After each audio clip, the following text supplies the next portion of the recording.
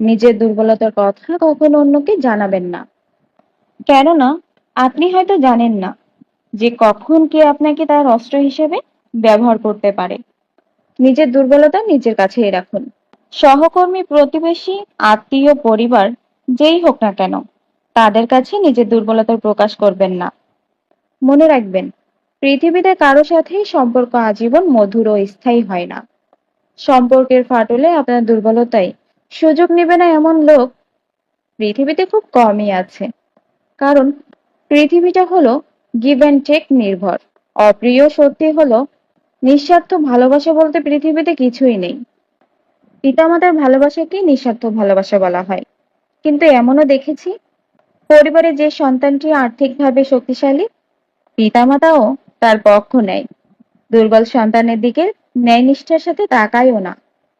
এভাবে নিজেকে তৈরি করুন যাতে পৃথিবীর কারো কাছে নিজের দুর্বলতার কথা প্রকাশ না করা লাগে। যদি প্রকাশ করতে হয়, তার কাছেই প্রকাশ করুন, যিনি আপনার সৃষ্টিকর্তা।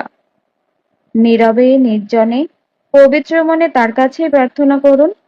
বলুন, হে আমার প্রতিপালক, আপনি আমার সবকিছুই জানেন। জীবনে চলার পথে নিজের দুর্বলতাকে কাটিয়ে যেন সঠিকভাবে জীবনে চলতে পারি, সে শক্তি ও সাহস আমাকে দিন।